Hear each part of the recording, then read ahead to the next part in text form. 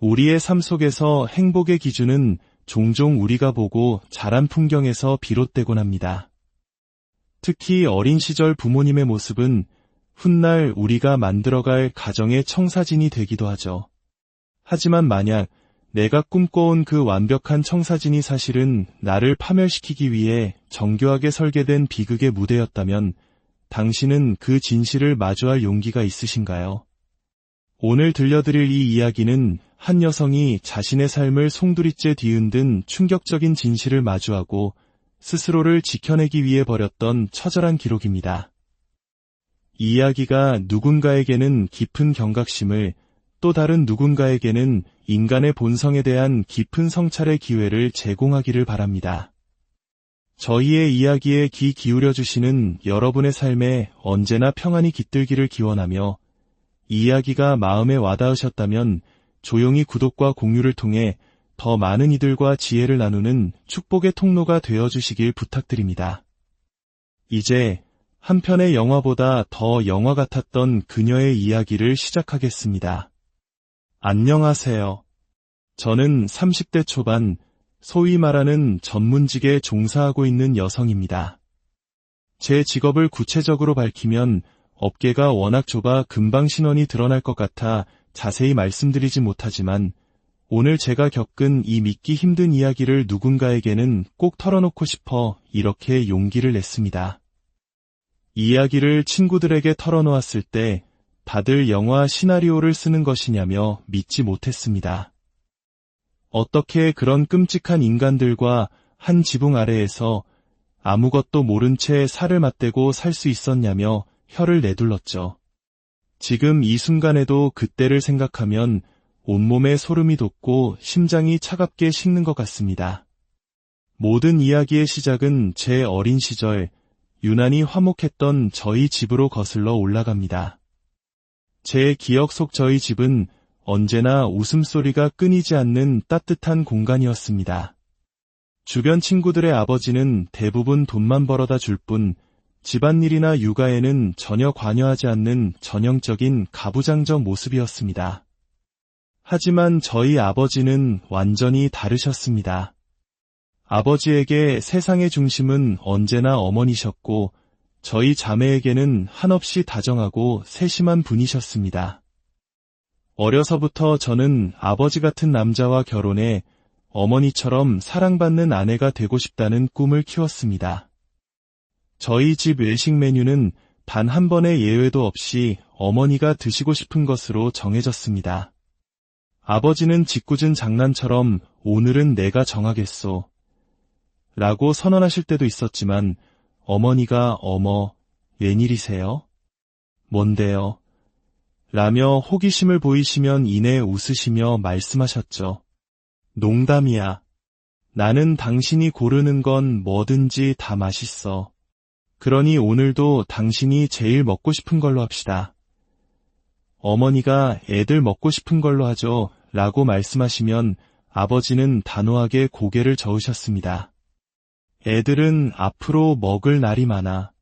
내 돈으로 사주는 거니 나는 내 아내 먹고 싶은 걸 사줄 거요. 이런 대화를 일상적으로 들으며 자란 제게 아버지는 사랑의 표본이자 제가 미래에 만날 배우자의 기준이 되었습니다. 아버지는 아무것도 가진 것 없던 어머니를 오직 사랑 하나만으로 선택하셨고 평생 그 마음에 충성을 다해야 한다는 신념을 가지고 사셨습니다. 그런 두 분의 모습을 보며 저는 진정한 사랑과 행복한 결혼이란 무엇인지 자연스럽게 배울 수 있었습니다. 어릴 때는 솔직히 서운할 때도 있었습니다. 아버지의 모든 관심이 어머니에게만 쏠려 있는 것 같았기 때문입니다. 하지만 나이가 들수록 깨닫게 되었습니다. 저토록 한결같이 한 사람을 아끼고 사랑하는 모습이야말로 가정이 가질 수 있는 가장 큰 축복이라는 것을요. 저는 세상 그 누구도 아닌 바로 우리 아버지 같은 사람과 결혼하리라 굳게 다짐했습니다. 이런 안정적인 가정환경 덕분이었을까요? 저는 학업에도만 몰두할 수 있었고 성적 또한 늘 우수했습니다. 특히 영어에 재능을 보여 영어형 문학을 전공했고 졸업 후에는 모두가 선망하는 다국적 기업에 입사했습니다. 그리고 바로 그곳에서 제 삶을 송두리째 흔들어 놓을 전남편을 만나게 되었습니다. 대학 시절 제게 고백해오는 남학생들이 없었던 것은 아닙니다. 하지만 제 마음속에는 늘 아버지라는 거대한 기준점이 있었고 그 누구도 그 기준을 만족시키지 못했습니다. 친구들은 제 눈이 너무 높다고 핀잔을 주었지만 저는 어설픈 연애로 시간을 낭비하고 싶지 않았습니다. 대신 그 시간에 영어 실력을 갈고 닦고 미래를 위한 준비에 매진했습니다. 그런 노력 덕분에 저는 남들이 부러워하는 회사에 입사할 수 있었고 그곳에서 운명처럼 그를 만났습니다. 그는 저보다 2살 많았지만 같은 해에 입사한 동기였습니다. 군대를 일찍 다녀왔고 일처리 능력도 뛰어나 회사 내에서도 인정받는 인재였죠. 훤칠한 외모와 서글서글한 성격 덕분에 여사원들 사이에서 인기가 많았지만 결코 가볍지 않고 자신의 선을 분명히 지킬 줄 아는 사람이었습니다. 드라마 미생을 보신 분들은 아시겠지만 신입사원 동기라는 존재는 회사 생활에서 가장 큰 힘이 되어줍니다. 저희 동기는 남자 셋, 여자 둘이었는데 서로 다른 부서에 배치되었지만 퇴근 후에는 함께 모여 고된 하루의 스트레스를 풀곤 했습니다. 자연스럽게 어울리는 시간이 많아졌고 유독 그와 저는 집 방향이 같아 늦은 밤 함께 택시를 타고 귀가하는 날이 잦아졌습니다. 힘든 프로젝트를 함께 겪어내고 집 근처에서 단둘이 술 한 잔을 기울이며 서로의 고민을 나누는 시간이 길어질수록 단순한 동기 이상의 감정이 싹트기 시작했습니다. 그와 함께 있을 때면 이상하게 마음이 편안해졌습니다.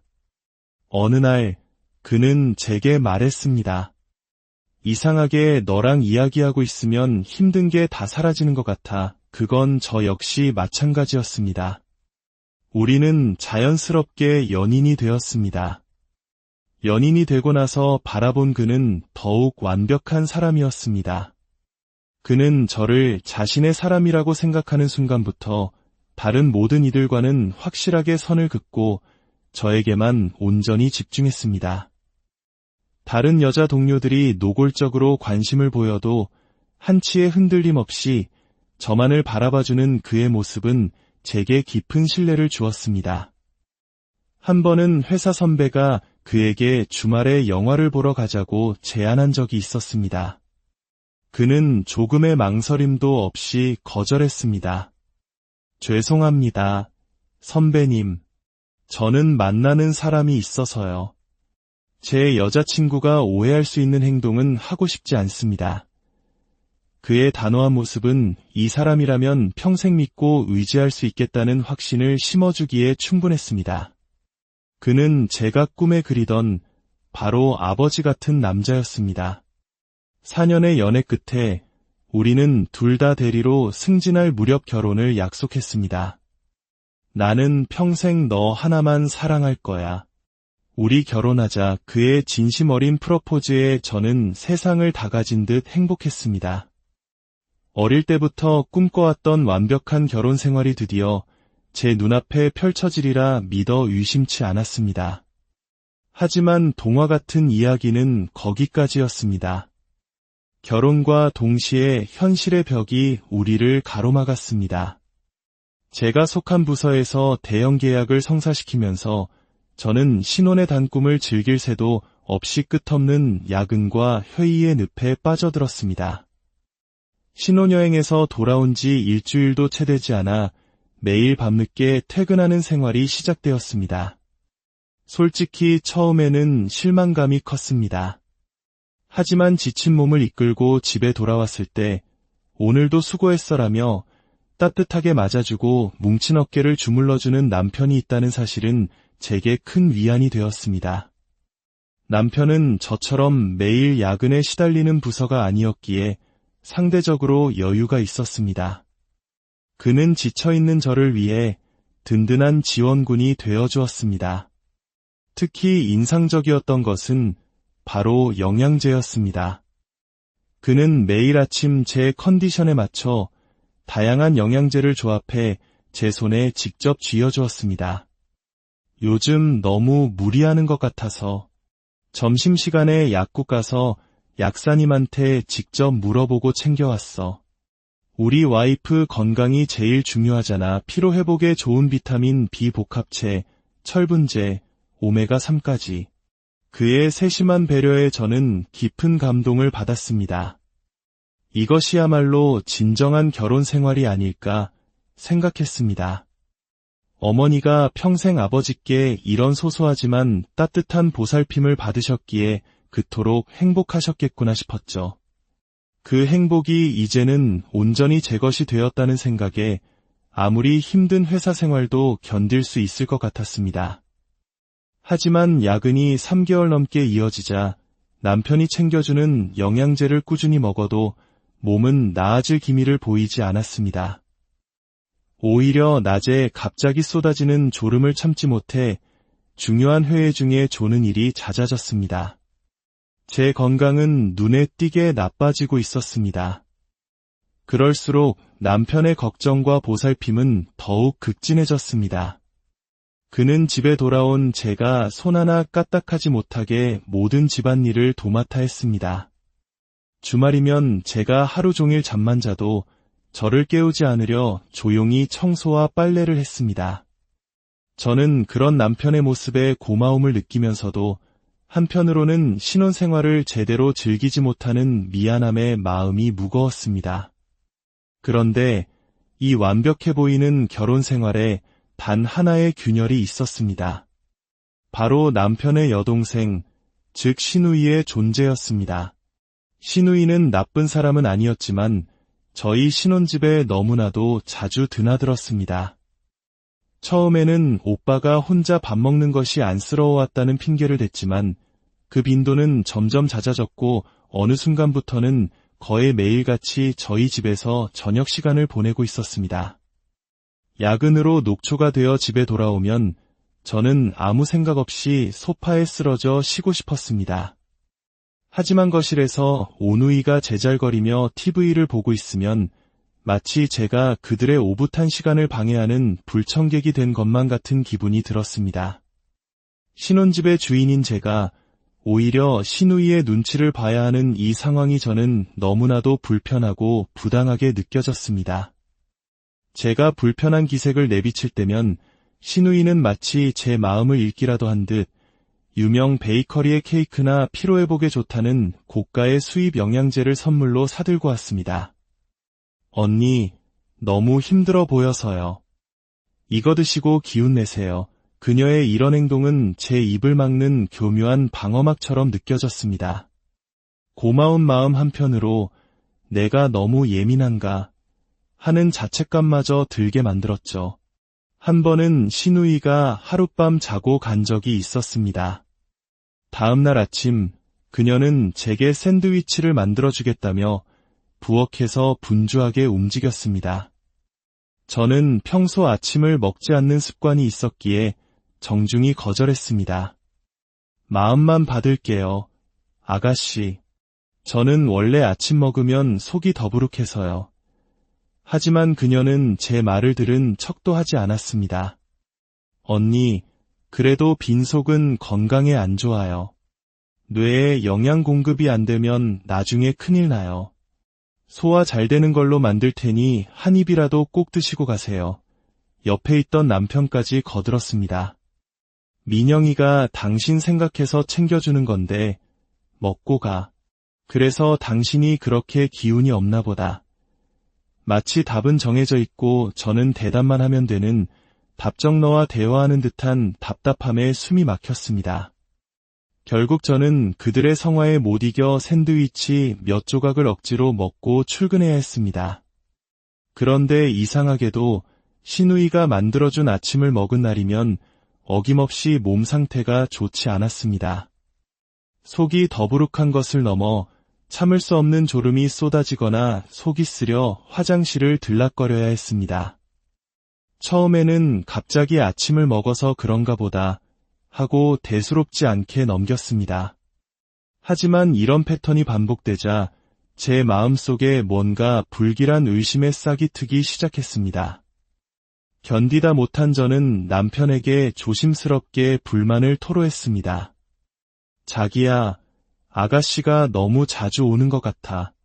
나 집에 오면 좀 편히 쉬고 싶은데, 하지만 남편의 대답은 저를 더욱 절망하게 만들었습니다. 당신이 방에 들어가서 쉬면 되잖아. 당신 바빠서 나 챙겨주고, 당신 아침까지 신경 써준다고 오는 애한테 어떻게 오지 말라고 해. 그의 말 속에는 시누이를 향한 절대적인 믿음과 그런 시누이를 불편해하는 저에 대한 미묘한 원망이 섞여 있었습니다. 이 문제로 더 이상 남편과 다투고 싶지 않았던 저는 결국 입을 닫아버렸습니다. 그러던 어느 날 제게 갑작스러운 미국 출장 명령이 떨어졌습니다. 일주일간의 일정이었죠. 평소라면 장거리 출장을 피했겠지만 이번만큼은 오히려 안도감이 들었습니다. 잠시나마 이 숨막히는 집을 그리고 불편한 시누이를 보지 않아도 된다는 생각에요. 출장은 예상보다 순조롭게 진행되었습니다. 저희 팀의 철저한 준비 덕분에 계약은 예정보다 일찍 마무리되었고 회사에서는 남은 기간 동안 현지에서 휴가를 즐기다 귀국하라는 배려까지 해주었습니다. 동료들은 모두 환호하며 남아서 여행을 즐기겠다고 했지만 저는 이상하게 집이 그리웠습니다. 정확히는 남편이 보고 싶었습니다. 저는 남편에게 서프라이즈를 해주고 싶었습니다. 예정보다 일찍 귀국해서 출장 간 아내를 그리워했을 그를 기쁘게 해주고 싶었죠. 저는 동료들에게만 기띔하고 남편에게는 알리지 않은 채 혼자 한국행 비행기에 몸을 실었습니다. 비행기 안에서 남편이 좋아할 선물을 바라보며 그의 기뻐할 표정을 상상하니 저절로 미소가 지어졌습니다. 설마 제가 돌아갈 그 집에서 제 인생을 송두리째 파괴할 끔찍한 비밀이 저를 기다리고 있을 줄은 꿈에도 모른 채 말입니다. 늦은 밤 익숙한 비밀번호를 누르고 조용히 현관문을 열었습니다. 현관에는 아니나 다를까 시누이의 신발이 놓여 있었습니다. 또 와 있구나. 짧은 실망감이 스쳤지만 이내 마음을 다잡았습니다. 제가 일찍 온다고 말한 것도 아니니 시누이에게도 선물을 건네주고 오늘은 피곤하니 일찍 돌아가 달라고 말하면 될 것이라고 생각했습니다. 무거운 캐리어는 현관에 내려놓고 살금살금 집 안으로 들어섰습니다. 남편과 시누이는 주방에 있는 듯 제가 들어온 인기척을 전혀 느끼지 못하는 것 같았습니다. 저희 집은 주방이 안쪽에 깊숙이 위치한 구조라 현관에서는 주방 상황을 알 수 없었습니다. 저는 그들을 깜짝 놀래켜줄 생각에 장난기 어린 미소를 지으며 발소리를 죽여 주방으로 향했습니다. 식탁을 지나 코너를 도려던 순간 두 사람의 대화 소리가 귓가에 날아와 박혔습니다. 그리고 그 내용은 제 온몸의 피를 차갑게 식게 만들었습니다. 확실히 해야 돼. 내일 아침에 이 가루만 먹이면 저녁쯤엔 끝이야. 오빠, 정말 이렇게 해도 괜찮을까? 나중에 문제되면 어떡해? 괜찮아. 이 정도 양으로는 절대 의심 못해. 그냥 서서히 몸이 망가지는 거니까. 지금까지도 전혀 모르고 있잖아. 그냥 피곤하다고만 생각하지. 너는 호들갑 떨지 말고 지금처럼만 자연스럽게 행동해. 이걸로 이제 다 끝이니까 가루. 서서히 몸을 망가뜨린다. 낯선 단어들이 제 뇌리를 세차게 강타했습니다. 심장이 발밑으로 곤두박질 치는 것 같았고 숨을 쉴 수가 없었습니다. 다리에 힘이 풀려 그 자리에 주저앉을 뻔한 것을 간신히 참아냈습니다. 본능적으로 이곳을 벗어나야 한다는 생각만이 머릿속을 가득 채웠습니다. 몸을 돌리려는데 식탁 위에 놓인 작은 약봉지가 눈에 들어왔습니다. 저는 떨리는 손으로 그 약봉지에 적힌 약의 이름을 제 눈과 머릿속에 새겨 넣었습니다. 그리고는 미친 듯이 뛰는 심장을 부여잡고 소리 없이 현관으로 향했습니다. 끝내는 건 내가 아니라 바로 너희들이야. 그날 밤 저는 집 근처 호텔에서 뜬 눈으로 밤을 지새웠습니다. 제가 가장 사랑하고 믿었던 남편이 그의 여동생과 함께 저를 해치려 했다는 사실을 받아들여야 했습니다. 밤새 인터넷으로 식탁에서 보았던 약의 이름을 검색했습니다. 그 약은 소량으로 장기간 복용 시 만성피로와 무기력증을 유발하며 심할 경우 심장마비로 이어질 수 있는 위험한 성분이었습니다.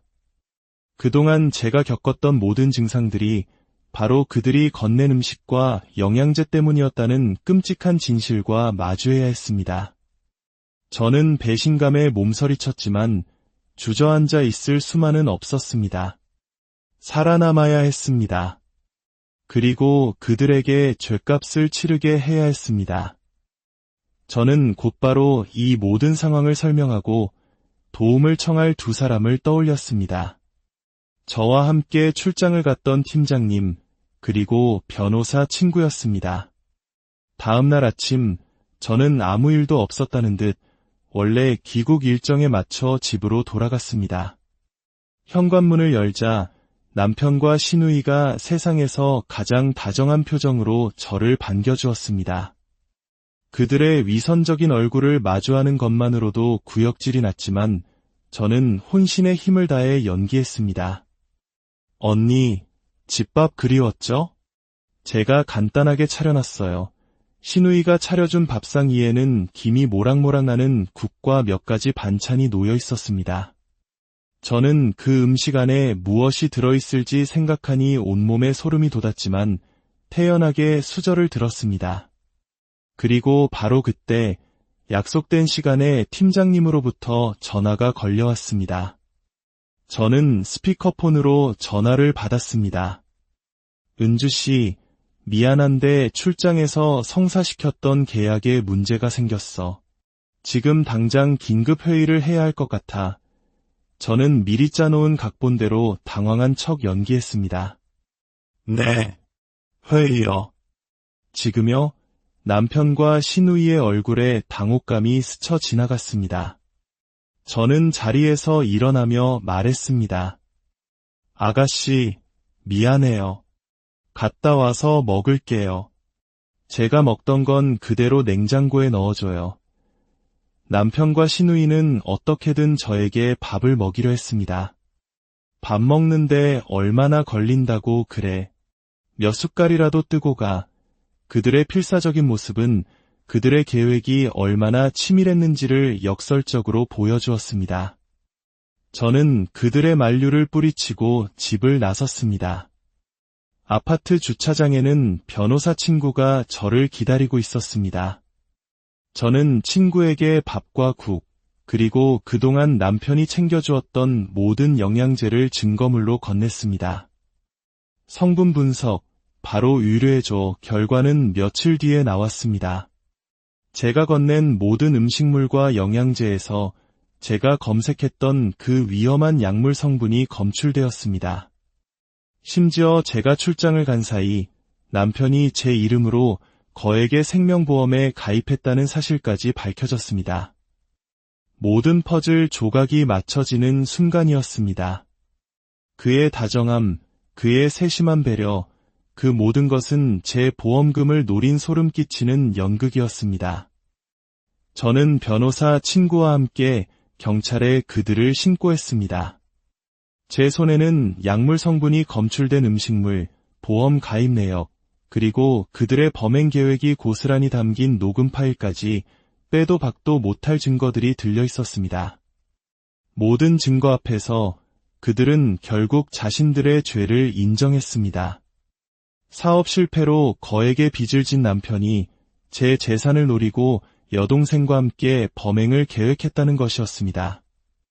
저를 향한 그의 사랑은 처음부터 거짓이었고 오직 돈을 위한 계산된 접근이었습니다. 그들은 살인미수 혐의로 구속되었습니다.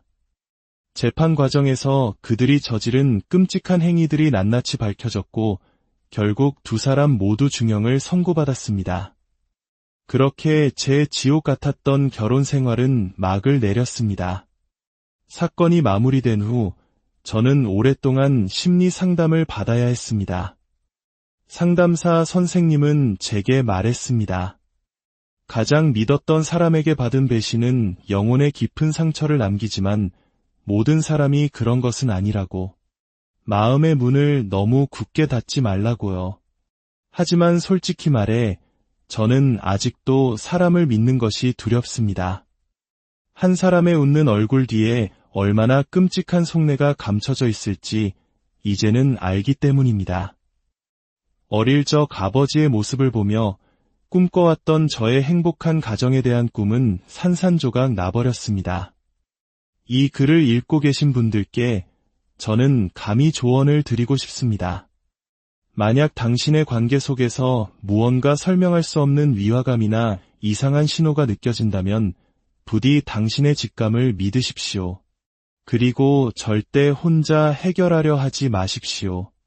주변 사람들에게 혹은 전문기관에 반드시 도움을 요청하십시오. 저와 같은 끔찍한 일이 이 세상 그 누구에게도 다시는 일어나지 않기를 진심으로 기도합니다. 저의 아픈 이야기가 누군가의 삶을 지키는 작은 등불이 될 수 있기를 바라며 길었던 이야기를 마칩니다. 우리의 삶 속에서 행복의 기준은 종종 우리가 보고 자란 풍경에서 비롯되곤 합니다. 특히 어린 시절 부모님의 모습은 훗날 우리가 만들어갈 가정의 청사진이 되기도 하죠. 하지만 만약 내가 꿈꿔온 그 완벽한 청사진이 사실은 나를 파멸시키기 위해 정교하게 설계된 비극의 무대였다면 당신은 그 진실을 마주할 용기가 있으신가요? 오늘 들려드릴 이 이야기는 한 여성이 자신의 삶을 송두리째 뒤흔든 충격적인 진실을 마주하고 스스로를 지켜내기 위해 벌였던 처절한 기록입니다. 이 이야기가 누군가에게는 깊은 경각심을, 또 다른 누군가에게는 인간의 본성에 대한 깊은 성찰의 기회를 제공하기를 바랍니다. 저희의 이야기에 귀 기울여주시는 여러분의 삶에 언제나 평안이 깃들기를 기원하며 이 이야기가 마음에 와닿으셨다면 조용히 구독과 공유를 통해 더 많은 이들과 지혜를 나누는 축복의 통로가 되어주시길 부탁드립니다. 이제 한 편의 영화보다 더 영화 같았던 그녀의 이야기를 시작하겠습니다. 안녕하세요. 저는 30대 초반, 소위 말하는 전문직에 종사하고 있는 여성입니다. 제 직업을 구체적으로 밝히면 업계가 워낙 좁아 금방 신원이 드러날 것 같아 자세히 말씀드리지 못하지만 오늘 제가 겪은 이 믿기 힘든 이야기를 누군가에게는 꼭 털어놓고 싶어 이렇게 용기를 냈습니다. 이 이야기를 친구들에게 털어놓았을 때 다들 영화 시나리오를 쓰는 것이냐며 믿지 못했습니다. 어떻게 그런 끔찍한 인간들과 한 지붕 아래에서 아무것도 모른 채 살을 맞대고 살 수 있었냐며 혀를 내둘렀죠. 지금 이 순간에도 그때를 생각하면 온몸에 소름이 돋고 심장이 차갑게 식는 것 같습니다. 모든 이야기의 시작은 제 어린 시절, 유난히 화목했던 저희 집으로 거슬러 올라갑니다. 제 기억 속 저희 집은 언제나 웃음소리가 끊이지 않는 따뜻한 공간이었습니다. 주변 친구들의 아버지는 대부분 돈만 벌어다 줄 뿐 집안일이나 육아에는 전혀 관여하지 않는 전형적인 가부장적 모습이었습니다. 하지만 저희 아버지는 완전히 다르셨습니다. 아버지에게 세상의 중심은 언제나 어머니셨고 저희 자매에게는 한없이 다정하고 세심한 분이셨습니다. 어려서부터 저는 아버지 같은 남자와 결혼해 어머니처럼 사랑받는 아내가 되고 싶다는 꿈을 키웠습니다. 저희 집 외식 메뉴는 단 한 번의 예외도 없이 어머니가 드시고 싶은 것으로 정해졌습니다. 아버지는 짓궂은 장난처럼 오늘은 내가 정하겠소 라고 선언하실 때도 있었지만 어머니가 어머, 웬일이세요? 뭔데요? 라며 호기심을 보이시면 이내 웃으시며 말씀하셨죠. 농담이야. 나는 당신이 고르는 건 뭐든지 다 맛있어. 그러니 오늘도 당신이 제일 먹고 싶은 걸로 합시다. 어머니가 애들 먹고 싶은 걸로 하죠 라고 말씀하시면 아버지는 단호하게 고개를 저으셨습니다. 애들은 앞으로 먹을 날이 많아. 내 돈으로 사주는 거니 나는 내 아내 먹고 싶은 걸 사줄 거요. 이런 대화를 일상적으로 들으며 자란 제게 아버지는 사랑의 표본이자 제가 미래에 만날 배우자의 기준이 되었습니다. 아버지는 아무것도 가진 것 없던 어머니를 오직 사랑 하나만으로 선택하셨고 평생 그 마음에 충성을 다해야 한다는 신념을 가지고 사셨습니다. 그런 두 분의 모습을 보며 저는 진정한 사랑과 행복한 결혼이란 무엇인지 자연스럽게 배울 수 있었습니다. 어릴 때는 솔직히 서운할 때도 있었습니다. 아버지의 모든 관심이 어머니에게만 쏠려 있는 것 같았기 때문입니다.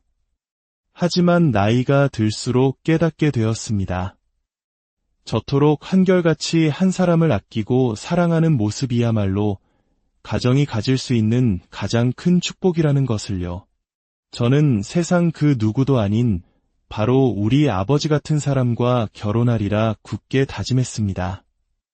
이런 안정적인 가정환경 덕분이었을까요? 저는 학업에도만 몰두할 수 있었고 성적 또한 늘 우수했습니다. 특히 영어에 재능을 보여 영어형 문학을 전공했고 졸업 후에는 모두가 선망하는 다국적 기업에 입사했습니다. 그리고 바로 그곳에서 제 삶을 송두리째 흔들어 놓을 전남편을 만나게 되었습니다. 대학 시절 제게 고백해오는 남학생들이 없었던 것은 아닙니다. 하지만 제 마음속에는 늘 아버지라는 거대한 기준점이 있었고 그 누구도 그 기준을 만족시키지 못했습니다. 친구들은 제 눈이 너무 높다고 핀잔을 주었지만 저는 어설픈 연애로 시간을 낭비하고 싶지 않았습니다. 대신 그 시간에 영어 실력을 갈고 닦고 미래를 위한 준비에 매진했습니다. 그런 노력 덕분에 저는 남들이 부러워하는 회사에 입사할 수 있었고 그곳에서 운명처럼 그를 만났습니다.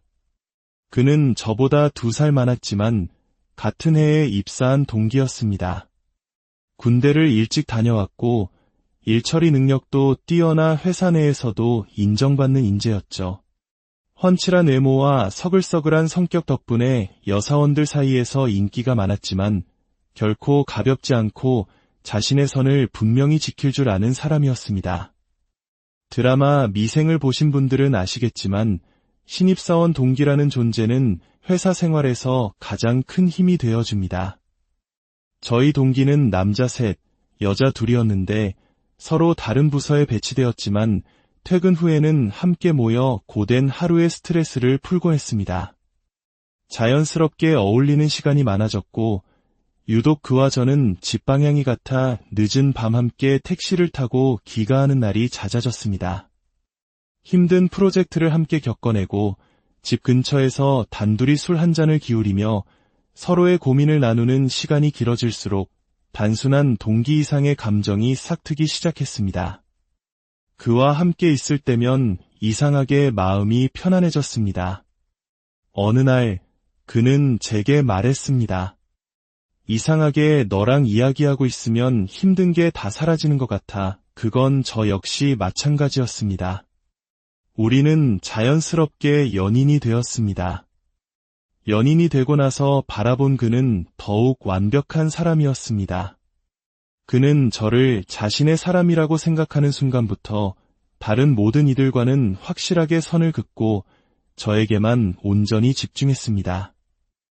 다른 여자 동료들이 노골적으로 관심을 보여도 한치의 흔들림 없이 저만을 바라봐주는 그의 모습은 제게 깊은 신뢰를 주었습니다. 한 번은 회사 선배가 그에게 주말에 영화를 보러 가자고 제안한 적이 있었습니다. 그는 조금의 망설임도 없이 거절했습니다. 죄송합니다, 선배님.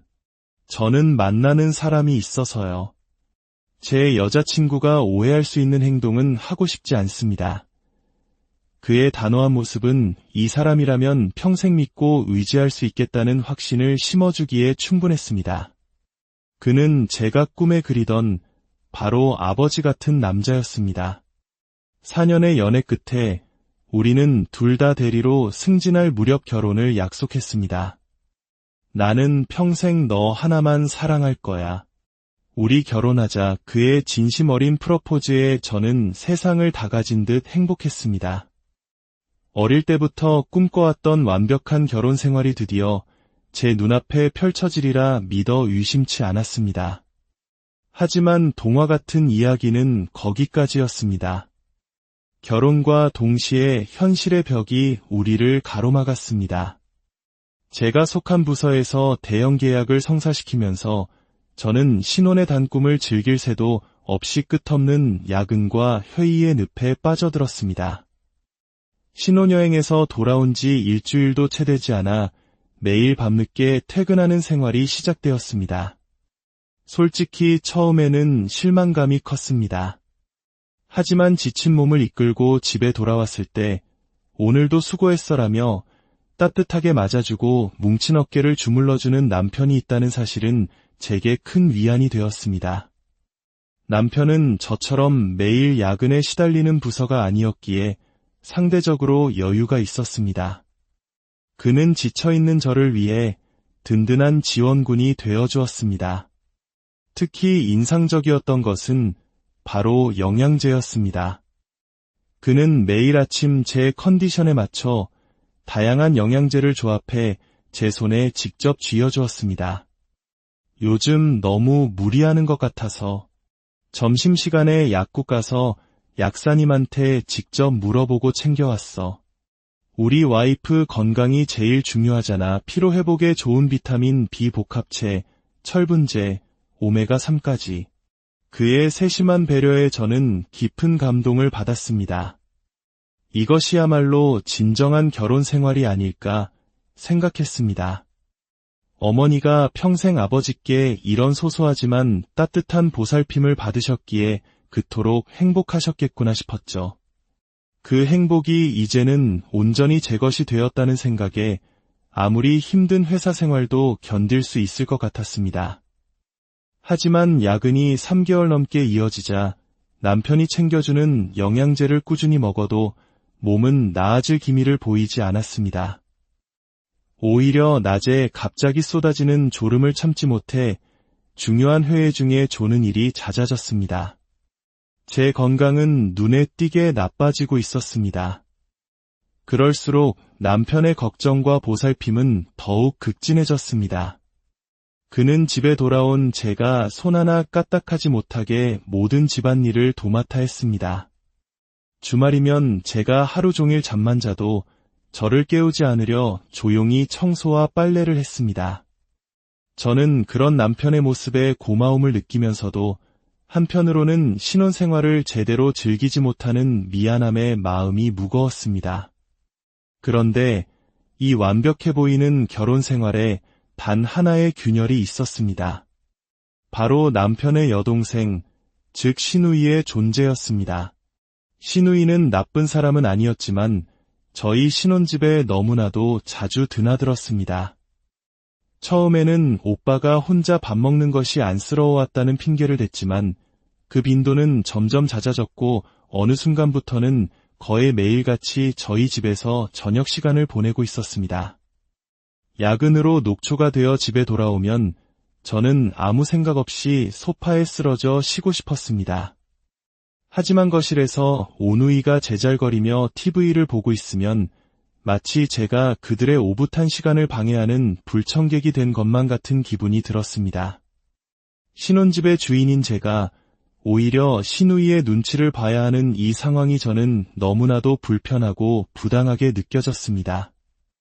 제가 불편한 기색을 내비칠 때면 시누이는 마치 제 마음을 읽기라도 한 듯 유명 베이커리의 케이크나 피로회복에 좋다는 고가의 수입 영양제를 선물로 사들고 왔습니다.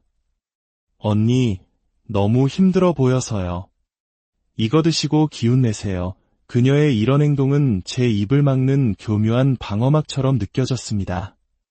고마운 마음 한편으로 내가 너무 예민한가 하는 자책감마저 들게 만들었죠. 한 번은 시누이가 하룻밤 자고 간 적이 있었습니다. 다음 날 아침 그녀는 제게 샌드위치를 만들어주겠다며 부엌에서 분주하게 움직였습니다.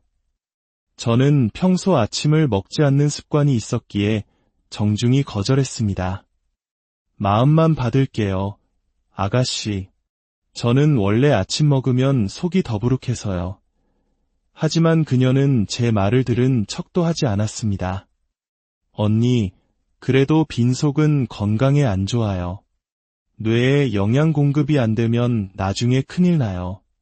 소화 잘 되는 걸로 만들 테니 한 입이라도 꼭 드시고 가세요. 옆에 있던 남편까지 거들었습니다. 민영이가 당신 생각해서 챙겨주는 건데 먹고 가. 그래서 당신이 그렇게 기운이 없나 보다. 마치 답은 정해져 있고 저는 대답만 하면 되는 답정너와 대화하는 듯한 답답함에 숨이 막혔습니다. 결국 저는 그들의 성화에 못 이겨 샌드위치 몇 조각을 억지로 먹고 출근해야 했습니다.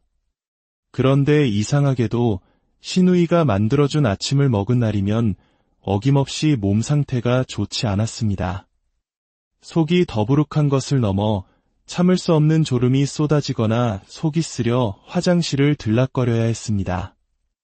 처음에는 갑자기 아침을 먹어서 그런가 보다 하고 대수롭지 않게 넘겼습니다. 하지만 이런 패턴이 반복되자 제 마음속에 뭔가 불길한 의심의 싹이 트기 시작했습니다.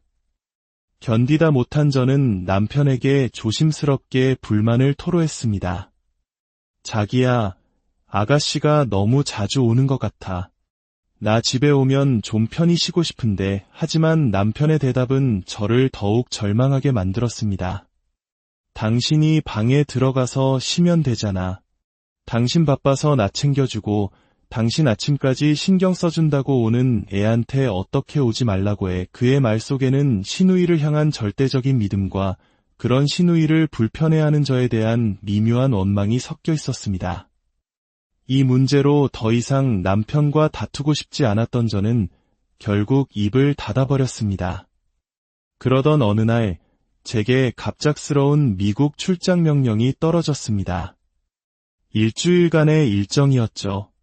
평소라면 장거리 출장을 피했겠지만 이번만큼은 오히려 안도감이 들었습니다. 잠시나마 이 숨막히는 집을 그리고 불편한 시누이를 보지 않아도 된다는 생각이에요. 출장은 예상보다 순조롭게 진행되었습니다.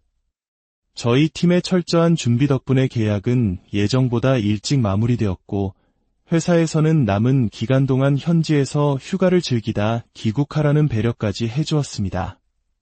동료들은 모두 환호하며 남아서 여행을 즐기겠다고 했지만 저는 이상하게 집이 그리웠습니다. 정확히는 남편이 보고 싶었습니다. 저는 남편에게 서프라이즈를 해주고 싶었습니다.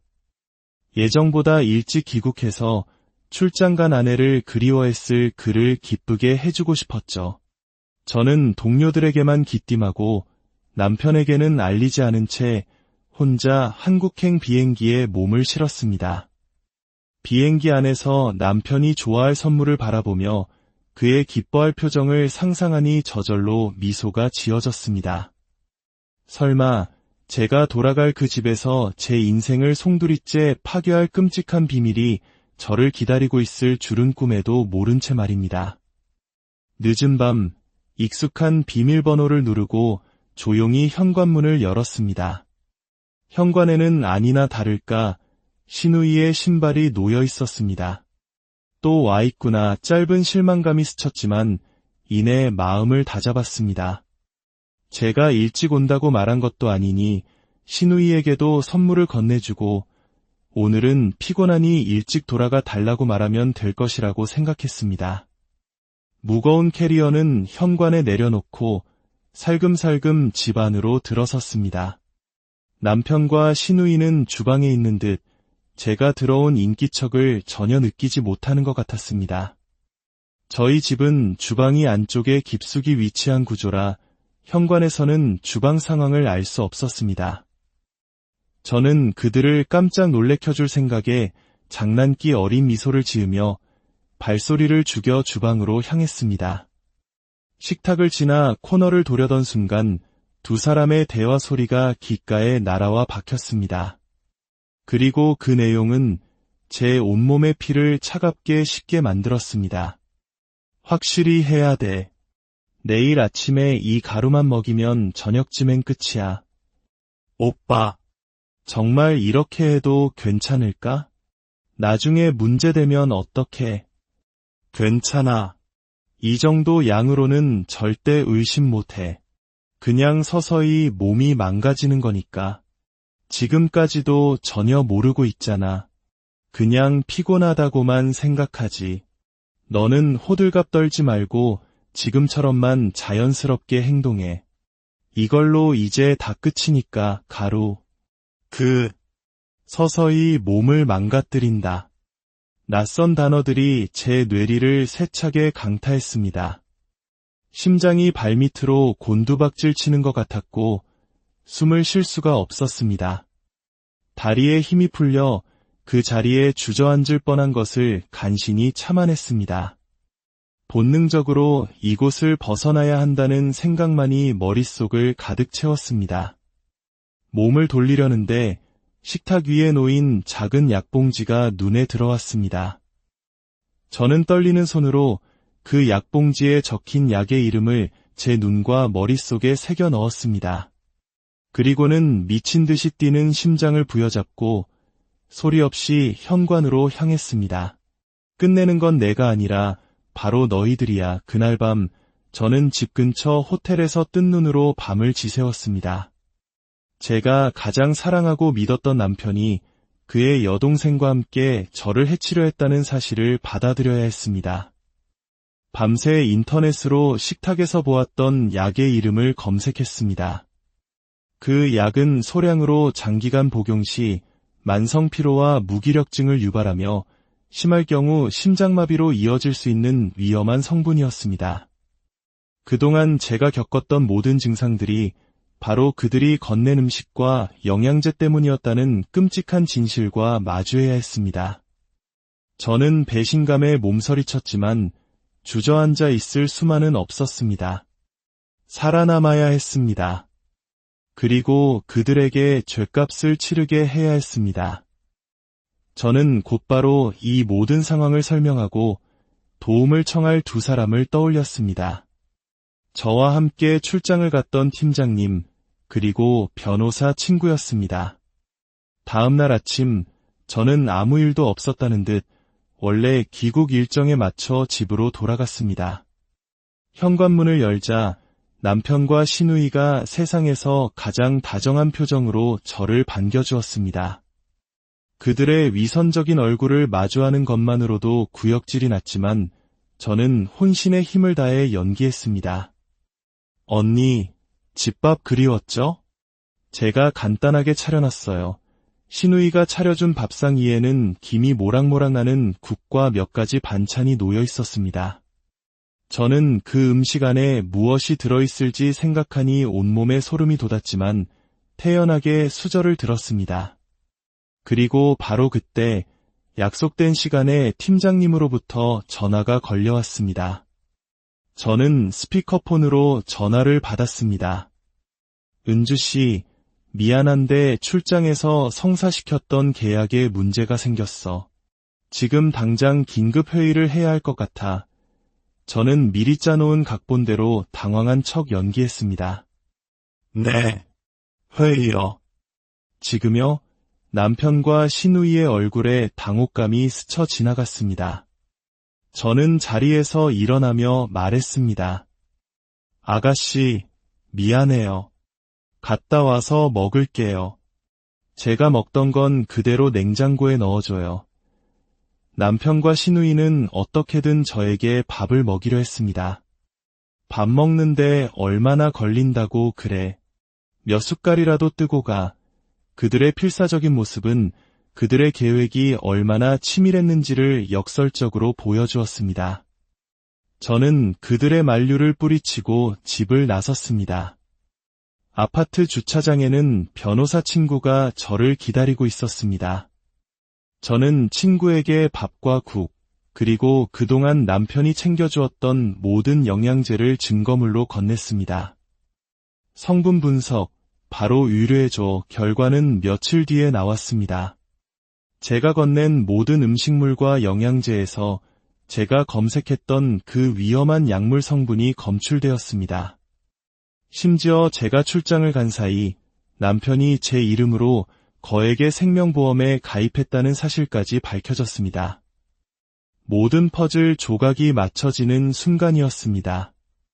그의 다정함, 그의 세심한 배려, 그 모든 것은 제 보험금을 노린 소름 끼치는 연극이었습니다. 저는 변호사 친구와 함께 경찰에 그들을 신고했습니다.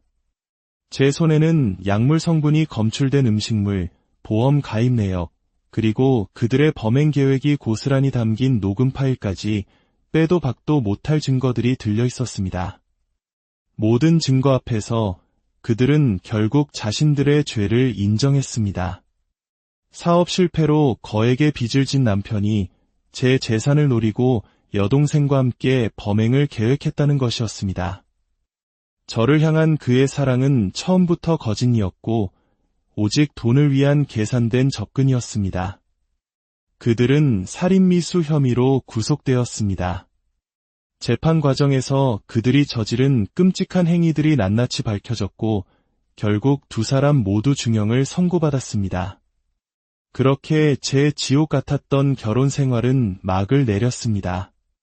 사건이 마무리된 후 저는 오랫동안 심리 상담을 받아야 했습니다. 상담사 선생님은 제게 말했습니다. 가장 믿었던 사람에게 받은 배신은 영혼에 깊은 상처를 남기지만 모든 사람이 그런 것은 아니라고. 마음의 문을 너무 굳게 닫지 말라고요. 하지만 솔직히 말해 저는 아직도 사람을 믿는 것이 두렵습니다. 한 사람의 웃는 얼굴 뒤에 얼마나 끔찍한 속내가 감춰져 있을지 이제는 알기 때문입니다. 어릴 적 아버지의 모습을 보며 꿈꿔왔던 저의 행복한 가정에 대한 꿈은 산산조각 나버렸습니다. 이 글을 읽고 계신 분들께 저는 감히 조언을 드리고 싶습니다. 만약 당신의 관계 속에서 무언가 설명할 수 없는 위화감이나 이상한 신호가 느껴진다면 부디 당신의 직감을 믿으십시오. 그리고 절대 혼자 해결하려 하지 마십시오. 주변 사람들에게 혹은 전문기관에 반드시 도움을 요청하십시오. 저와 같은 끔찍한 일이 이 세상 그 누구에게도 다시는 일어나지 않기를 진심으로 기도합니다. 저의 아픈 이야기가 누군가의 삶을 지키는 작은 등불이 될 수 있기를 바라며 길었던 이야기를 마칩니다. 우리의 삶 속에서 행복의 기준은 종종 우리가 보고 자란 풍경에서 비롯되곤 합니다. 특히 어린 시절 부모님의 모습은 훗날 우리가 만들어갈 가정의 청사진이 되기도 하죠. 하지만 만약 내가 꿈꿔온 그 완벽한 청사진이 사실은 나를 파멸시키기 위해 정교하게 설계된 비극의 무대였다면 당신은 그 진실을 마주할 용기가 있으신가요? 오늘 들려드릴 이 이야기는 한 여성이 자신의 삶을 송두리째 뒤흔든 충격적인 진실을 마주하고 스스로를 지켜내기 위해 벌였던 처절한 기록입니다. 이 이야기가 누군가에게는 깊은 경각심을, 또 다른 누군가에게는 인간의 본성에 대한 깊은 성찰의 기회를 제공하기를 바랍니다. 저희의 이야기에 귀 기울여주시는 여러분의 삶에 언제나 평안이 깃들기를 기원하며 이 이야기가 마음에 와닿으셨다면 조용히 구독과 공유를 통해 더 많은 이들과 지혜를 나누는 축복의 통로가 되어주시길 부탁드립니다. 이제 한 편의 영화보다 더 영화 같았던 그녀의 이야기를 시작하겠습니다. 안녕하세요. 저는 30대 초반, 소위 말하는 전문직에 종사하고 있는 여성입니다. 제 직업을 구체적으로 밝히면 업계가 워낙 좁아 금방 신원이 드러날 것 같아 자세히 말씀드리지 못하지만 오늘 제가 겪은 이 믿기 힘든 이야기를 누군가에게는 꼭 털어놓고 싶어 이렇게 용기를 냈습니다. 이 이야기를 친구들에게 털어놓았을 때 다들 영화 시나리오를 쓰는 것이냐며 믿지 못했습니다. 어떻게 그런 끔찍한 인간들과 한 지붕 아래에서 아무것도 모른 채 살을 맞대고 살 수 있었냐며 혀를 내둘렀죠. 지금 이 순간에도 그때를 생각하면 온몸에 소름이 돋고 심장이 차갑게 식는 것 같습니다. 모든 이야기의 시작은 제 어린 시절 유난히 화목했던 저희 집으로 거슬러 올라갑니다. 제 기억 속 저희 집은 언제나 웃음소리가 끊이지 않는 따뜻한 공간이었습니다. 주변 친구들의 아버지는 대부분 돈만 벌어다 줄 뿐 집안일이나 육아에는 전혀 관여하지 않는 전형적인 가부장적 모습이었습니다. 하지만 저희 아버지는 완전히 다르셨습니다. 아버지에게 세상의 중심은 언제나 어머니셨고 저희 자매에게는 한없이 다정하고 세심한 분이셨습니다. 어려서부터 저는 아버지 같은 남자와 결혼해 어머니처럼 사랑받는 아내가 되고 싶다는 꿈을 키웠습니다. 저희 집 외식 메뉴는 단 한 번의 예외도 없이 어머니가 드시고 싶은 것으로 정해졌습니다. 아버지는 짓궂은 장난처럼 오늘은 내가 정하겠소 라고 선언하실 때도 있었지만 어머니가 어머, 웬일이세요? 뭔데요? 라며 호기심을 보이시면 이내 웃으시며 말씀하셨죠. 농담이야. 나는 당신이 고르는 건 뭐든지 다 맛있어. 그러니 오늘도 당신이 제일 먹고 싶은 걸로 합시다. 어머니가 애들 먹고 싶은 걸로 하죠 라고 말씀하시면 아버지는 단호하게 고개를 저으셨습니다. 애들은 앞으로 먹을 날이 많아. 내 돈으로 사주는 거니 나는 내 아내 먹고 싶은 걸 사줄 거요.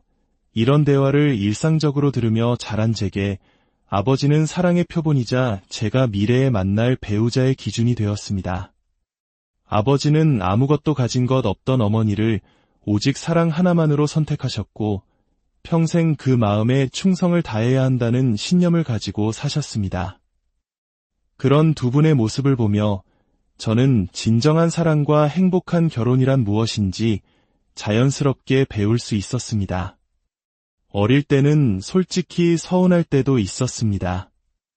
아버지의 모든 관심이 어머니에게만 쏠려 있는 것 같았기 때문입니다.